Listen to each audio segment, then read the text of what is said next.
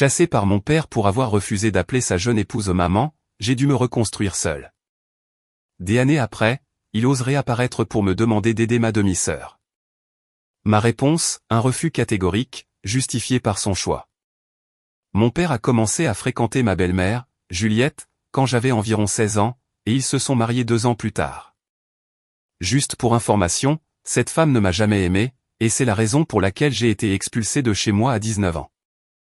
Depuis, je n'ai eu aucun contact ni avec mon père ni avec elle, jusqu'à il y a quelques jours, lorsque mon père s'est présenté à ma porte pour me parler. J'y reviendrai plus tard, mais je dois d'abord raconter tout ce qui s'est mal passé pour que les gens comprennent le genre de personne qu'est vraiment Juliette. Ma mère biologique est décédée quand j'avais seulement 9 ans. Et depuis, mon père avait eu plusieurs relations, mais il était très sérieux avec Juliette dès le début. Elle a emménagé avec nous en quelques mois. Et même si elle n'avait que quelques années de plus que moi, elle s'attendait à ce que je l'appelle « maman ». Pour le contexte, j'avais 16 ans à l'époque et elle en avait 24. Nous n'avions que 8 ans d'écart et je ne pensais pas qu'il était approprié de l'appeler « maman » ou même de la considérer comme une figure maternelle. Alors, je ne l'ai jamais appelée « maman ». Même si elle avait été plus âgée, je ne l'aurais probablement pas appelée « maman », car il ne s'était écoulé que 6 ans depuis le décès de ma mère biologique et je n'étais pas prête à commencer à appeler quelqu'un d'autre « maman » et à la remplacer si tôt. De plus, quand elle a fait cette demande étrange, elle n'était avec mon père que depuis 8 mois, et ils avaient déjà emménagé ensemble. Mon père pouvait prendre leur relation aussi vite ou aussi lentement qu'il le voulait, mais cela ne signifiait pas que je devais l'accepter dans ma famille à la même vitesse, surtout compte tenu du fait qu'elle n'avait même pas fait d'effort pour s'entendre avec moi ou quoi que ce soit.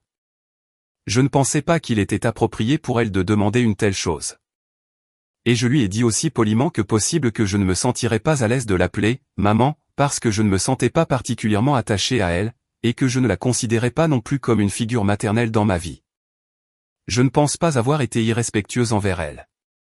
Mais je ne sais pas pourquoi, à partir de ce jour-là, elle a commencé à me chercher des noix sans raison. Elle était soit très méchante avec moi, soit elle m'ignorait complètement. Et c'était honnêtement très étrange. Je savais pertinemment qu'elle faisait cela simplement parce que j'avais refusé de l'appeler « maman ». Même si je ne comprenais pas à l'époque et je ne comprends toujours pas comment cela allait faire une différence dans sa vie, car en ce qui me concernait, mon père l'adorait et ne se lassait pas d'elle. Et il l'avait complètement acceptée comme sa partenaire. C'est donc ce qui aurait dû compter pour elle. Au lieu de cela, elle était obsédée par l'idée de devenir ma mère d'une manière ou d'une autre et agissait même comme si elle l'était, jusqu'à ce que je lui rappelle qu'elle ne l'était pas. Et je ne parle pas d'elle étant maternelle d'une manière bonne et attentionnée.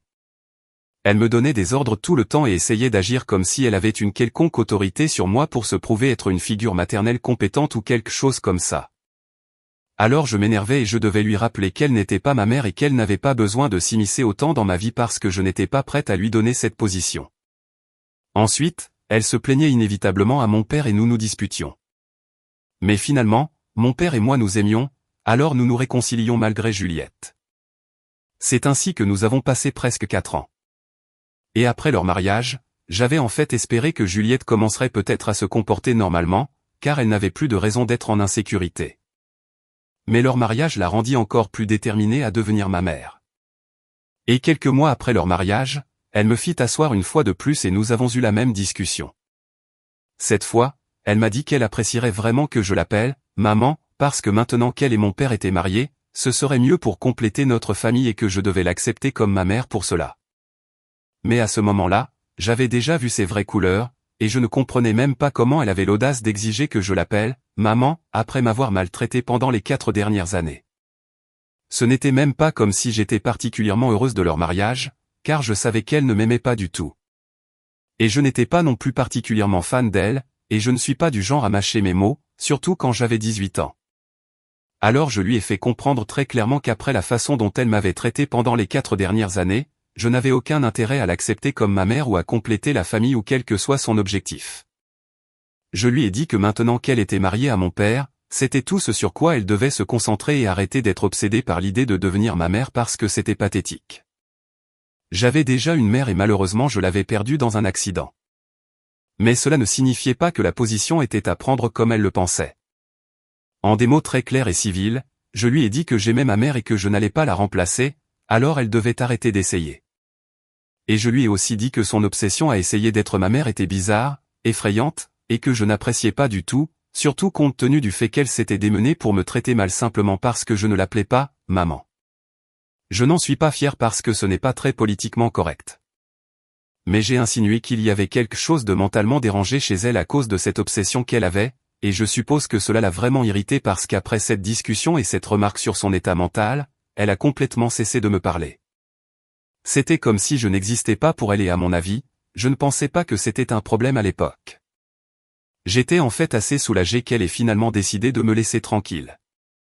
Mais environ 1 an plus tard, j'ai réalisé qu'elle avait mis son temps à bon escient et qu'elle empoisonnait mon propre père contre moi. Cela s'est produit très lentement, alors je n'ai pas exactement réalisé que mon père s'éloignait de moi. Et au moment où j'ai commencé à trouver les choses étranges, il était trop tard pour changer quoi que ce soit. Ce n'est pas comme si je n'avais pas essayé. J'ai fait plusieurs tentatives pour créer des liens avec lui, passer du temps avec lui et lui parler, mais il était toujours trop occupé où il était avec Juliette. Je pouvais comprendre qu'après son 2e mariage, ses priorités avaient changé et j'ai essayé de leur donner leur espace, mais cela s'est retourné contre moi parce que Juliette a pris toute la place qu'il avait dans sa vie. Cela a empiré quand je suis parti à l'université et tout contact que j'avais avec mon père, nous avons commencé à le perdre aussi. C'était terrible et j'ai senti que je devais faire quelque chose. Alors, un jour, j'ai décidé de le surprendre en rentrant pour un week-end et c'est là que j'ai été mise à la porte. Quand je suis revenu, je m'attendais à ce que mon père soit heureux, mais il semblait ennuyé et m'a dit qu'il avait prévu de sortir dîner avec Juliette, mais que maintenant que j'étais à la maison, il ne pouvait pas le faire. J'ai trouvé cela très insultant, et je l'ai confronté à son comportement, lui disant qu'il était très distant et bizarre, et que j'étais vraiment blessé par le fait qu'il n'était même pas heureux que je sois rentré à la maison pour le surprendre ainsi. Je lui ai dit que j'avais l'impression qu'il ne se souciait même plus de moi. Et je n'ai pas pu m'empêcher de faire une allusion à Juliette, en disant que je savais que c'était elle qui agissait ainsi, qu'elle le montait en quelque sorte contre moi, et cela s'est transformé en une véritable dispute. Mon père m'a dit qu'il savait que j'avais quelque chose contre Juliette depuis le premier jour, et que ce n'était en fait pas elle qui essayait de le monter contre moi, mais c'était l'inverse. Il m'a accusé d'essayer de lui laver le cerveau et de faire passer Juliette pour la méchante. Mais il savait qu'elle faisait de son mieux pour me gagner. Et c'est moi qui avais rejeté ses tentatives de créer des liens avec moi parce que je ne voulais pas trahir ma mère. Mais il a dit que même ma mère serait déçue de mon comportement. Il m'a dit que je devais arrêter d'inventer des mensonges sur Juliette pour qu'il la déteste parce que cela n'allait pas marcher. Lentement, j'ai appris que ces derniers mois, Juliette avait tout inversé et avait dit à mon père que j'étais apparemment celle qu'il avait ignorée. Et même avant cela, c'était moi qui l'avais toujours maltraitée.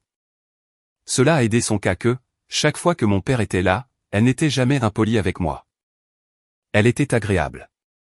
Et mon père n'a jamais cru qu'elle était même capable d'être méchante avec qui que ce soit. Alors, progressivement, mon père avait commencé à croire que c'était peut-être moi qui créais des problèmes parce que je n'étais pas prête à accepter Juliette comme sa femme et à accepter le fait qu'il avait tourné la page, même si c'était loin de la vérité. J'ai essayé de lui expliquer qu'il s'était tout trompé, que j'étais la victime dans cette situation, mais il n'était pas prêt à me croire. Il m'a accusé de ne pas aimer Juliette et d'essayer de ruiner leur relation en lui mentant à son sujet et m'a dit que si je ne pouvais pas respecter Juliette et leur relation, alors il n'avait plus de place pour moi dans sa vie ou chez lui. En gros, il m'a donné un ultimatum et m'a dit que je pouvais soit commencer à lui donner le respect qu'elle méritait et l'appeler « maman », soit partir. Je n'avais aucune idée que cela allait en arriver à un tel stade, mais quand mon père a dit cela, je n'ai même pas pris la peine de discuter davantage. Je n'avais pas déballé mes affaires. Alors, j'ai juste pris mes sacs et je suis parti sans jamais regarder en arrière. Après cela, je suis allé directement chez mon oncle, car de tous mes parents, c'était celui dont j'étais le plus proche. C'est le frère aîné de ma mère qui a un faible pour moi. Alors, je savais que quels que soient les problèmes que j'aurais par la suite, il m'aiderait.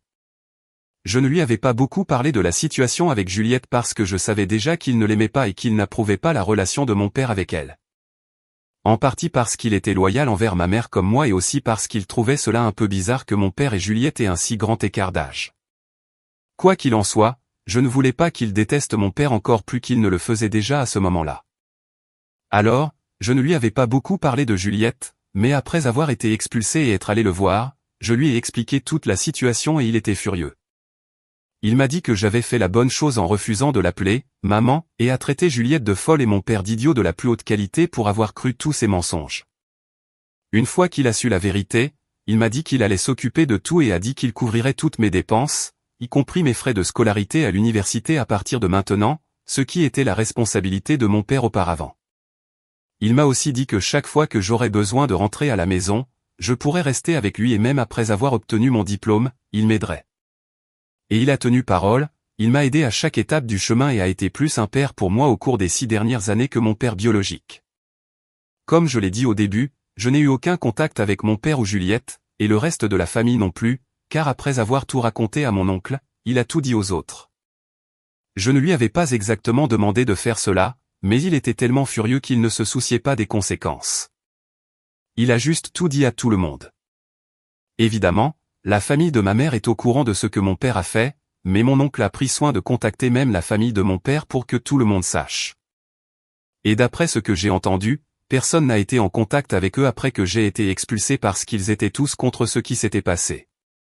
Mon oncle m'a dit que plusieurs personnes ont même essayé de parler à mon père et de le raisonner, mais il a refusé de les écouter et leur a dit que j'étais une menteuse et qu'ils ne devaient pas me croire. Mais heureusement, ma famille sait que je ne suis pas le genre de personne que mon père et Juliette dépeignaient. Et ils ont été poussés à l'isolement complet, mais je ne pense pas qu'ils s'en soucient puisqu'ils n'ont pas pris la peine de contacter qui que ce soit depuis 6 ans. Moi, en revanche, je m'en suis plutôt bien sorti. J'ai commencé à faire un stage dans l'entreprise immobilière de mon oncle après avoir obtenu mon diplôme universitaire. Et maintenant, j'ai ma licence d'agent immobilier. Et plus tôt cette année, j'ai déménagé de mon ancien appartement pour un appartement beaucoup plus spacieux dans un meilleur quartier. Donc financièrement, je n'ai plus rien à craindre. Et j'ai même commencé à rembourser mon oncle, même s'il ne veut rien en retour de ma part. Ma situation financière est pertinente dans cette situation parce que je suppose que c'est pour cela que mon père a décidé de reprendre contact avec moi, puisque le karma les a enfin rattrapés.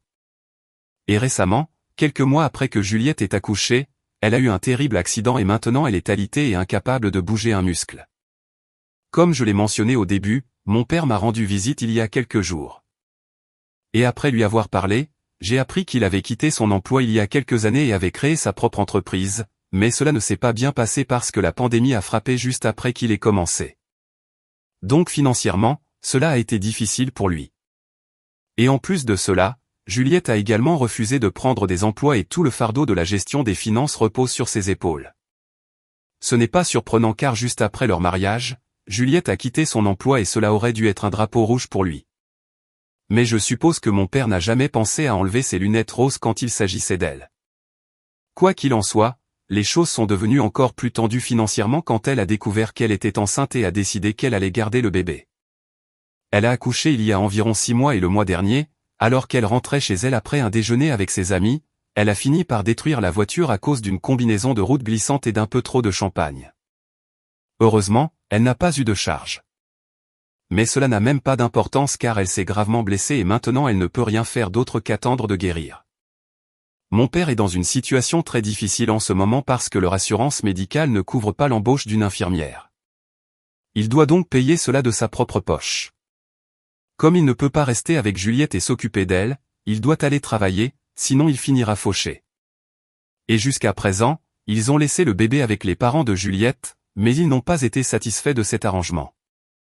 Et récemment, ils ont dit à mon père qu'ils avaient aussi besoin de leur propre vie, donc ils ne pouvaient pas garder leur petit enfant tous les jours. Il a fini par se disputer avec eux à cause de leur égoïsme, et maintenant ils ont refusé de s'occuper de leur petit enfant. Mon père m'a dit qu'il avait essayé de trouver un moyen de résoudre ce problème, mais malheureusement, comme il n'avait pas assez d'argent pour s'offrir une babysitter et qu'il n'avait pas non plus de membres de sa famille prêts à les aider. Il a réalisé qu'il devrait finalement venir me voir et me demander de l'aide parce qu'il ne pouvait penser à personne d'autre sur qui il pouvait compter. Après l'avoir écouté, j'ai instantanément refusé sans même y réfléchir à 2 fois. Je ne suis déjà pas doué avec les bébés. Et en plus de cela, s'il s'agissait de son enfant et de celui de Juliette dont nous parlions, alors je ne voulais rien avoir à faire avec cet enfant. Les deux m'avaient suffisamment blessé par le passé. Alors, je ne voulais évidemment pas être une poire et les aider avec leur enfant, peu importe ce qu'ils traversaient. Alors, j'ai refusé et j'ai dit à mon père que même si c'était agréable de le voir, je savais qu'il était là dans un but précis. Et malheureusement, je n'étais plus là pour servir son but. Il a commencé à se disputer avec moi, me disant qu'il avait fait de grands efforts juste pour obtenir mes coordonnées et qu'il ne partirait pas tant que je ne lui aurais pas pardonné et que je n'aurais pas accepté de l'aider. D'après cela, j'ai compris qu'il avait dû déranger et harceler des proches pendant un certain temps parce qu'autrement, franchement, je ne pense pas qu'il aurait pu découvrir où je logeais jusqu'à ce qu'il lui dise enfin où je logeais. Et je n'appellerais pas cela faire de grands efforts. Et j'étais déjà assez énervé par son droit. Cela m'a encore plus énervé. Et je lui ai dit qu'à l'époque où j'avais vraiment besoin qu'il me croie, il ne l'avait pas fait. Il avait choisi Juliette plutôt que moi, et maintenant je me choisis plutôt que lui. Alors, je n'ai cessé de lui demander de partir, mais il ne voulait pas bouger. Et finalement, j'ai vraiment perdu patience. Et je lui ai dit que s'il ne partait pas, j'appellerais vraiment la police, et cela finirait très mal pour lui. Sous le coup de l'émotion, je lui ai dit que je n'avais aucune sympathie pour lui et que je n'étais pas intéressé à l'aider ou même à lui pardonner parce que je croyais que tout ce qu'il traversait en ce moment. Lui et Juliette le méritaient amplement parce qu'elle avait infiniment menti à mon sujet et m'avait fait passer pour la méchante au point qu'il m'avait expulsé et qu'il avait, au lieu de croire sa propre fille, priorisé sa femme et ses exigences ridicules. Il a semblé choqué quand j'ai dit cela et puis il est rapidement parti sans un mot. Mais maintenant je me sens coupable à cause de ce qu'il traverse. Je sais que c'est terrible et j'ai l'impression que je n'aurais pas dû dire qu'il le mérite. Peut-être qu'il le mérite, peut-être pas, mais je ne suis pas le juge de cela. Je me sens juste très coupable en ce moment. Alors, suis-je une idiote d'avoir dit à mon père que lui et sa femme méritent tout ce qui leur arrive en ce moment et d'avoir refusé de les aider? Edith, alors, j'ai appelé mon oncle et je lui ai raconté la visite de mon père et il a parlé à quelques proches et il m'a confirmé que mon père avait apparemment contacté tout le monde après de nombreuses années pour demander où je me trouvais. La plupart des gens n'avaient pas répondu, mais l'un de mes proches du côté de mon père, qui n'est pas très proche de moi, a commencé à avoir pitié de mon père et a décidé de donner mes coordonnées et mon adresse. Je suppose que j'avais raison. Mon père n'avait pas eu à faire de grands efforts comme il le prétendait. Il essayait juste de me faire culpabiliser, je suppose. Mise à jour 1, merci à tous ceux qui ont commenté mon message. C'était un message assez long et je n'en avais pas vraiment parlé en détail à qui que ce soit d'autre que mon oncle. Alors, ça faisait du bien de tout vider, surtout tout ce qui concernait Juliette. Cela m'a vraiment traumatisé quand j'étais plus jeune. Et à en juger par les commentaires, je ne pense pas que j'avais tort d'insinuer qu'elle devait avoir des problèmes mentaux pour être si désespérée que je l'accepte comme ma mère. Mais c'est tout ce que je peux faire. Je ne peux que l'insinuer. Je ne peux pas la diagnostiquer ou quoi que ce soit, mais je pense que cela lui ferait beaucoup de bien d'aller voir un psychiatre et de comprendre ce qui ne va pas chez elle, qu'elle ait été poussée à agir ainsi.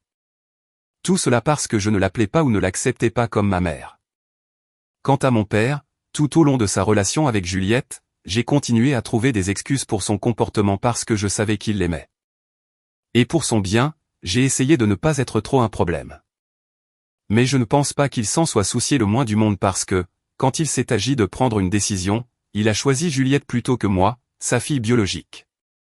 Alors, il a vraiment eu du culot de se présenter chez moi en s'attendant à ce que je les aide après 6 ans sans contact. Même maintenant, je sais qu'il s'excusait juste parce qu'il voulait que je l'aide, pas parce qu'il le pensait vraiment. Alors, j'ai fait ce que je devais faire. J'ai renforcé les mesures de sécurité chez moi au cas où il déciderait de se présenter à nouveau. Cette fois, s'il ne partait pas dès que je lui demanderais, j'appellerais la police sans perdre de temps. Idéalement, je préférerais qu'il ne se présente pas du tout, mais je sais que c'est un vœu pieux. Il va certainement revenir et essayer d'exiger que je l'aide à nouveau. Il a déjà mes coordonnées, alors il m'a envoyé des SMS ces derniers jours après sa visite, mais je l'ai bloqué en quelques heures. À l'heure actuelle, presque 5 jours se sont écoulés depuis sa dernière visite, et je suppose qu'il a pris son temps, mais j'ai le pressentiment qu'il va se présenter à nouveau. Juste pour information, ce n'est pas que j'ai peur de ce qu'il pourrait faire. C'est juste que je suis déjà épuisé émotionnellement et je ne veux pas d'une confrontation prolongée avec lui. C'est pourquoi je prends toutes les mesures possibles pour éviter de trop lui parler et de le faire partir le plus rapidement possible. J'espère que la prochaine fois que je le verrai, ce ne sera pas trop difficile pour moi émotionnellement. Mise à jour 2, il y a 2 jours, j'ai posté ici et j'ai dit que j'étais sûr que mon père allait se montrer et il l'a fait. Il a attendu une semaine après notre dernière rencontre pour se montrer à nouveau aujourd'hui. Et comme je l'ai dit, Quand je l'ai vu debout dehors et sonner à la porte, je lui ai dit par l'interphone que je n'étais pas disposé à lui parler. Je venais de rentrer du travail, donc j'étais déjà un peu fatigué et je n'étais pas d'humeur à le gérer. Alors, dès qu'il m'a dit qu'il ne partirait pas, j'ai juste sorti mon téléphone et appelé la police et les signalé pour intrusion. Il ne pouvait pas m'entendre de l'intérieur, donc il n'avait aucune idée que j'avais appelé la police. Et jusqu'à ce qu'ils arrivent, il est resté devant ma porte et a continué à frapper à la porte, me disant que j'étais trop dur avec lui. Et Juliette lui avait dit qu'elle avait tout inventé. Alors maintenant, tous les deux sont très désolés pour tout. Mais c'est tout ce qu'ils peuvent faire. S'excuser auprès de moi et espérer le meilleur. Ce n'est pas comme s'ils pouvaient réellement revenir en arrière et changer cela. Alors je dois leur accorder un peu de répit, surtout compte tenu de ce qu'ils traversent en ce moment. Je n'arrivais pas à croire que même après avoir découvert que Juliette lui avait menti sur tout et l'avait fait me mettre à la porte, il restait sur la défensive à propos de ce qui s'était passé au lieu d'assumer ses erreurs. Quand il me parlait, il traitait toute cette affaire avec une attitude si désinvolte que c'était vraiment exaspérant pour moi, mais je suis resté calme et je ne lui ai pas répondu. Je suis reconnaissante que la police soit arrivée à temps parce que que pouvons-nous y faire maintenant, m'énervait, surtout compte tenu du fait qu'il avait ruiné sa relation avec sa seule fille à cause d'un tas de mensonges que Juliette lui avait racontés. Et qu'il ne pouvait même pas prendre la peine de la tenir responsable. Quoi qu'il en soit, quand la police est enfin arrivée, il s'est complètement déchaîné contre moi et a commencé à me maudire, me disant que j'avais perdu la tête et que je n'avais pas le droit d'appeler la police pour mon propre père. Mais je m'en fichais. J'ai expliqué toute la situation et je ne pense pas qu'il aura de charge contre lui. Mais au moins, cela lui donnera une leçon. Quand il a été emmené, il n'a pas résisté, mais il m'a fusillé du regard tout le temps, et je savais qu'il se sentait humilié, mais je m'en fichais. J'étais juste contente qu'il soit emmené et que je n'ai plus à le gérer. Cela peut paraître cruel, mais après ce qui s'est passé aujourd'hui, la façon dont il ne semblait même pas se soucier que Juliette lui ait menti et ait ruiné notre relation, je pense vraiment que tout ce que j'avais dit était absolument correct. Lui et Juliette se méritaient, et plus important encore, ils méritaient tout ce qui leur arrivait. Peut-être que le petit ne le méritait pas, cependant. La seule personne pour qui je me sens mal dans toute cette situation est mon demi-frère, mais bon, je ne peux pas faire grand-chose à part espérer le meilleur. Et j'espère le meilleur, seulement pour lui au moins parce que je n'ai vraiment rien contre lui. Ce n'est qu'un enfant. Il ne sait même pas comment sont ses parents. Je prie juste pour qu'il n'ait pas à se retrouver pris entre deux feux et qu'il n'ait pas à souffrir pour eux, car il serait le deuxième enfant que Juliette et mon père finiraient par décevoir après moi. Mise à jour 3, alors, après que la police l'ait emmené, mon père ne m'a pas contacté pendant presque 3 semaines. Puis, il y a quelques jours, j'ai reçu un SMS disant que ce que j'avais fait était horrible, que j'étais une personne terrible et qu'ils regrettaient de m'avoir contacté en premier lieu parce que c'était insensé de leur part de s'attendre à ce que je comprenne leur situation actuelle puisque j'avais toujours été une gamine égoïste qui ne se souciait de personne d'autre. Et c'est ce qui avait ruiné ma relation avec mon père, pas Juliette. Ce n'était pas un numéro que je reconnaissais, donc je suppose que c'était probablement de mon père ou de Juliette. Quoi qu'il en soit, cela n'a pas d'importance. C'est la dernière fois que j'ai eu de leurs nouvelles et jusqu'à présent, ils ne m'ont pas recontacté. C'était il y a seulement quelques jours. Et chose intéressante, j'ai de nouveau entendu parler de mon père et de Juliette aujourd'hui parce que mon oncle m'a appelé pour me dire qu'il avait entendu de quelques proches du côté de mon père qu'apparemment lui et Juliette vivaient séparément en ce moment parce qu'il lui avait été demandé de quitter sa propre maison afin que les parents de Juliette puissent rester avec elle et s'occuper d'elle et du bébé. D'après ce qu'il a entendu, tout cela est dû au fait que mon père avait suggéré de placer leur bébé en famille d'accueil jusqu'à ce qu'ils se remettent sur pied. Et cela avait tellement enragé Juliette qu'elle avait en fait menacé de divorcer. Mais il a réussi à la calmer, mais elle était toujours tellement en colère qu'elle a décidé de le faire expulser de la maison jusqu'à ce qu'elle se rétablisse. Je trouve assez ironique qu'après m'avoir mise à la porte, il soit maintenant confronté à la même chose. Mais une chose est sûre, il y a définitivement quelque chose qui ne va pas mentalement chez Juliette parce que les gens normaux ne se comportent pas dans de telles extrémités. Quoi qu'il en soit, ce n'est pas quelque chose dont je dois m'inquiéter parce qu'elle ne fait pas partie de ma vie. Je trouve juste amusant que mon père traverse cela et j'ai eu l'impression que je devais le partager. C'est vraiment son karma.